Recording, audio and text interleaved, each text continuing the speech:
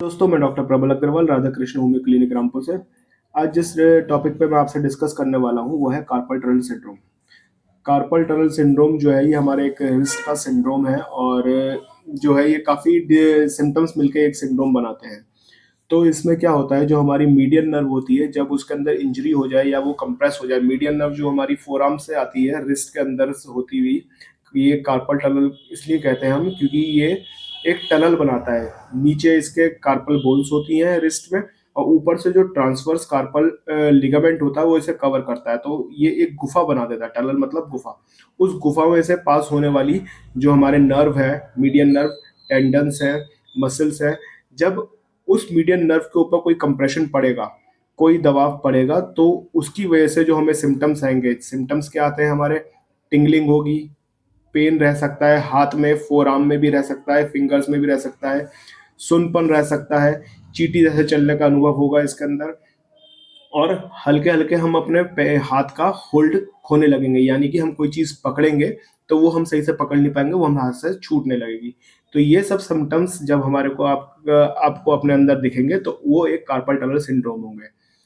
अब इसके अंदर जो है वो नंबनेस जो होती है, सुनपन जो आता है, वो हमारा पूरे हाथ में नहीं आता है। मीडियन नर्व जिसको सप्लाई कर रही है उसी जगह पे सुनपन आएगा। जैसे मीडियन नर्व हमारी थंब को सप्लाई करती है, इंडेक्स फिंगर को सप्लाई करती है, मिडिल फिंगर को सप्लाई करती है और रिंग फिंगर को। लेकिन रिंग फिंगर को पूरा सप्लाई नहीं करती है, रिंग फिंगर को हाफ सप्लाई करती है, यानी कि हाफ जो कि पार्ट हमारा थंब की साइड है, यानी कि इधर की साइड है, इस साइड वाली को सप्लाई करती है रिंग फिंगर को। तो इतने एरिया में हमारे सुनपन रहेगा। बहुत से पेशेंट्स हमारे पास आते हैं, डॉक्टर साहब हमारा हाथ सुन हो जाता है रात को, सिर्फ आधा हाथ ही सुन हो रहा है हमारा। तो अगर कोई आपसे आके कहता है कि हमारा आधा हाथ सुन हो रहा है, तो इसका मतलब उसे कार्पल टनल सिंड्रोम हो रहा है, यानी कि उसकी मीडियन नर्व पे प्रेशर पड़ रहा है, जिसकी वजह से उसको ये दिक्कत आ रही है। ये परेशानी मोस्टली रात में ज्यादा देख होती है, कि दिन में हाथ काम में रहता है तो पता नहीं चलता, जब आप रेस्ट पे जाएंगे तब आपको इसका पेन का एहसास होगा। अगर आप इसको टाइमली ठीक नहीं करेंगे तो ये पेन आपका ऊपर की तरफ बढ़ सकता है, फोर आर्म से आर्म में जा सकता है, आर्म से शोल्डर तक जा सकता है, और ये काफी खतरनाक होता है। इसके अंदर आपको जलन भी महसूस होगी और आपको पेन भी रहेगा।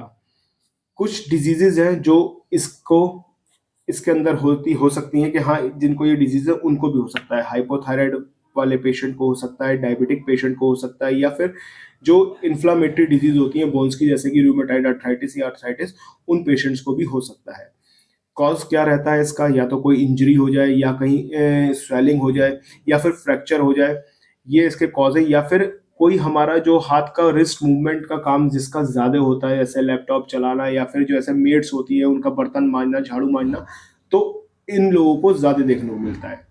अगर आपको ये चीज होती है तो इससे बचने के लिए आपको क्या करना चाहिए, आपको अपने रिस्ट मूवमेंट को स्ट्रिक्ट करना पड़ेगा, उसको रोकना पड़ेगा। तो उसके लिए रिस्ट स्प्लिंट आता है, एक पत्ती टाइप सी वो आती है, वो आपके हाथ से लेके यहाँ तक आपका हाथ को कवर कर लेगी, जिसकी वजह से आपका रिस्ट मूवमेंट जो है वो स्ट्रिक्ट हो जाएगा। आप ज्यादा उसके काम नहीं कर पाएंगे, ज्यादा हाथ को घुमा नहीं पाएंगे, ज्यादा हाथ को। तो जितना आप अपने रिस्ट के मूवमेंट को स्ट्रिक्ट करेंगे या फिर जितना मोबिलाइज करेंगे, उतनी जल्दी आपको इसके अंदर आराम देखने को मिलेगा।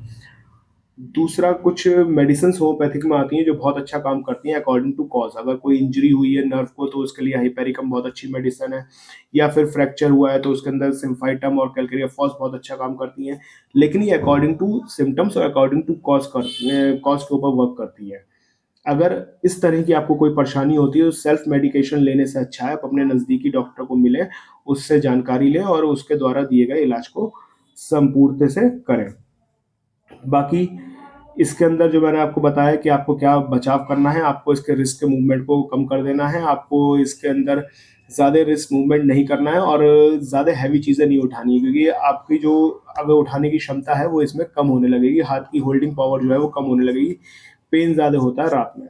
तो इन चीज़ों का अगर आप ध्यान रखेंगे तो आप इस परेशानी से थोड़ा सा अपना बच पाएंगे। और ओबीज पर्सन को भी ज़्यादा होने के चांसेस रहते हैं, क्योंकि फैट डिपोजिशन की वजह से कंप्रेशन आने लगता है। तो अगर मेरी दी गई जानकारी आपको अच्छी लगी और मेरी दी गई जानकारी से आप संतुष्ट हैं और मेरे वीडियोस आपको जानकारी देते हैं, तो प्लीज़ मेरे चैनल को लाइक करें, शेयर करें, सपोर्ट करें मुझे, और ऐसी जानकारी के लिए मेरे चैनल से जुड़े रहें। धन्यवाद।